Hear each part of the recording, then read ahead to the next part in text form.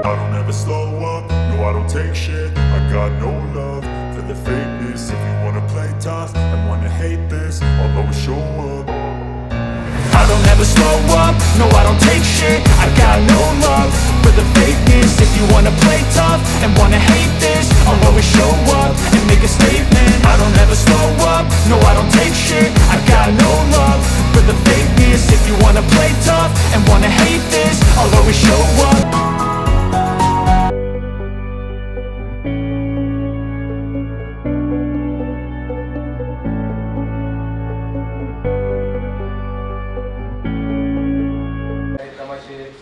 प्रमुख पाहुणे डॉक्टर गोरे सर या ठिकाणी उपस्थित, अनेस्थेशिया विभाग शासकीय वैद्यकीय महाविद्यालय लातूर डॉक्टर शैलेंद्र चव्हाण सर,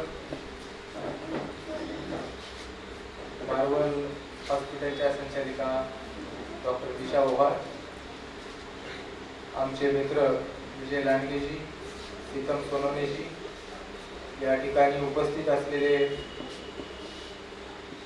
विद्यार्थी,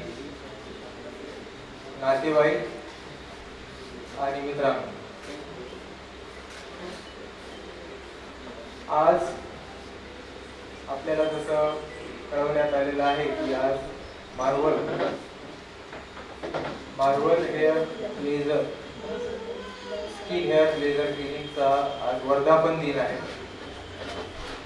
याच दिवशी म्हणजे 9 ऑक्टोबर 2022 रोजी आपण या क्लिनिकला सुरुवात केली होती.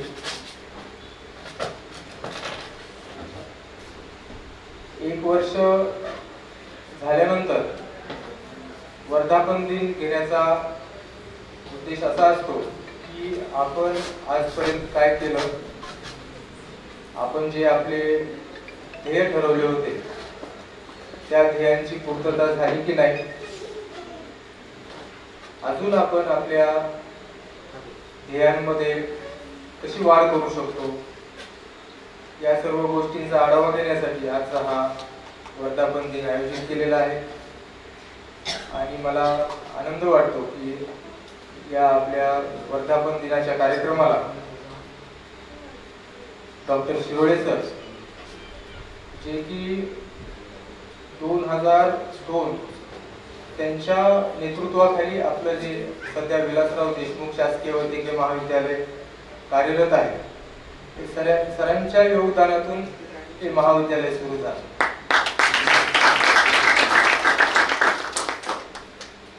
सरांचा इतिहास असा आहे की ज्या ठिकाणी नवीन संस्था स्थापन करायची, नवीन शासकीय वैद्यकीय महाविद्यालय सुरू करायचे, त्या ठिकाणी सरांची बदली होत असे.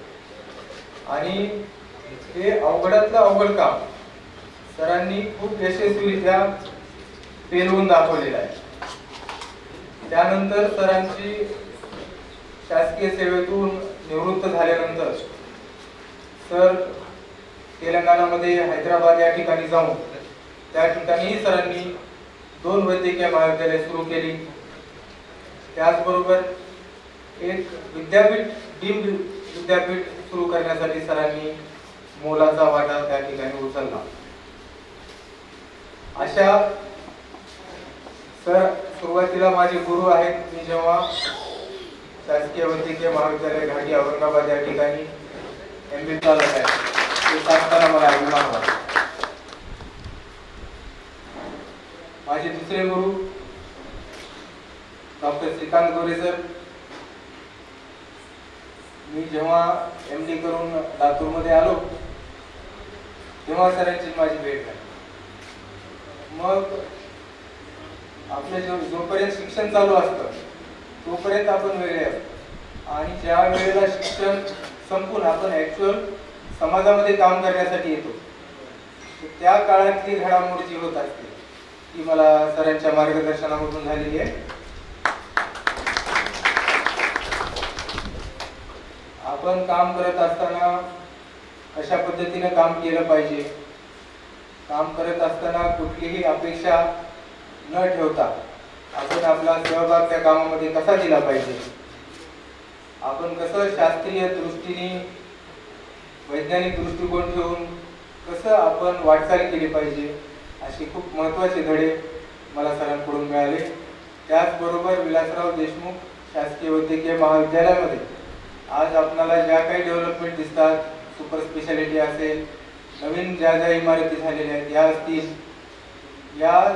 त्यावेळी सरांनी जे धडाडीने काम केलं आहे त्या कामाची मुहूर्तमेढ सरांनी ठेवल्यामुळं आज पुढच्या 3-4 वर्षामध्ये आपल्याला हे सगळे कार्य बघायला मिळतात.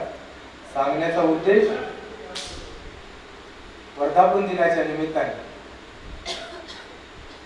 एवढे मोठ्या मनाचे, मोठ्या विचारांचे असे गुरु आपल्याला या कार्यक्रमाला लाभलेले आहेत.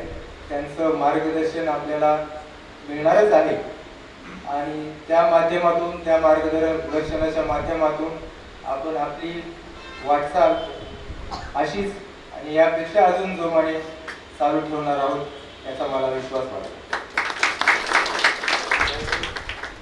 तर मार्वल क्लिनिक हा तसा कन्सेप्ट नवीनच आहे.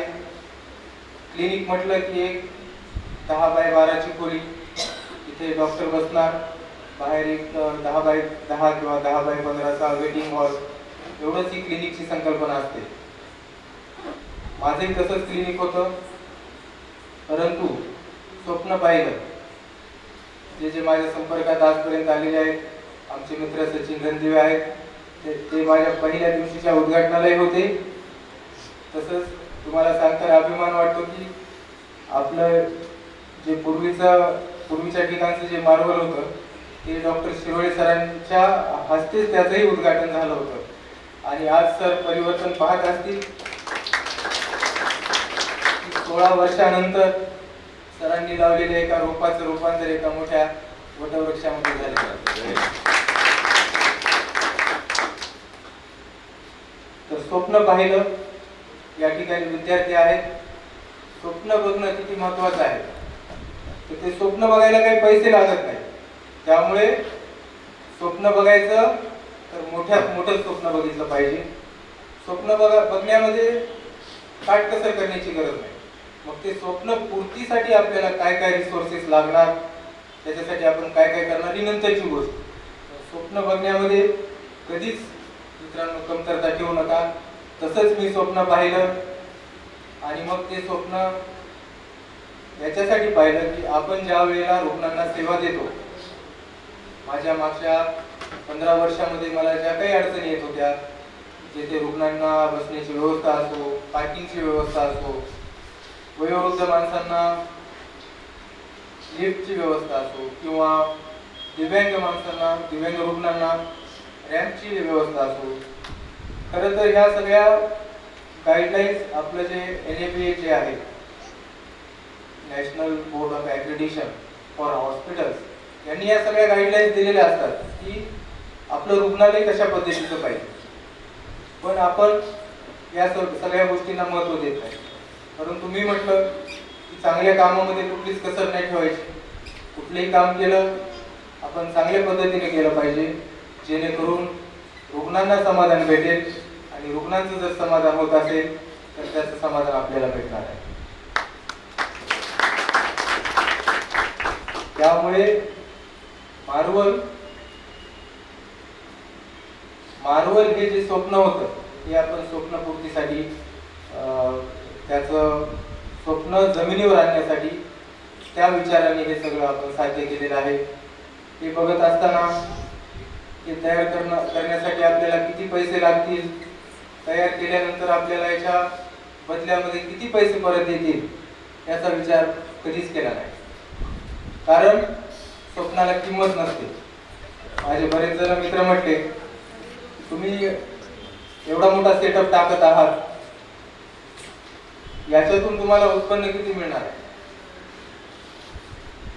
यापेक्षा तुम्ही जेवढी गुंतवणूक करणार तेवढी जर बँकेत टाकली त्याचं व्याजामध्ये तुम्हाला त्याचं रिटर्न येईल. परंतु मी म्हटलं की जे काही आपलं उत्पन्न असतं ते कुठल्याही अनावश्यक कामामध्ये टाकण्यापेक्षा, कुठल्याही वाईट कामामध्ये टाकण्यापेक्षा आपलं स्वप्नपूर्ती करण्यासाठी टाकलं तर हे आपलं स्वप्नही पूर्ती होईल आणि जे काही आपले मेहनतीने कमवलेले पैसे आहेत तेही कामाला येतील. दुसरी गोष्ट हे क्लिनिक सुरू करण्याचं महत्त्वाचं कारण होतं की जे वंचित बहुजन समाजातील घटक आहेत त्यांना कुठल्या ना कुठल्या वेळेला सांगितलं जातं की तुम्ही प्रायव्हेट प्रॅक्टिस टाकू शकत नाही, तुमची प्रायव्हेट प्रॅक्टिस चालत नसते, तुमच्याकडे कुणीच येणार नाही. हा न्यूनगंड त्यांच्या मनातून दूर व्हावा. तसेच या बहुजन समाजातील युवकांनी व्यवसायाकडे एक मार्ग म्हणून बघावा. डॉक्टर वाळ करू शकतो तर कुणीही करू शकतो हे माझं काम आहे.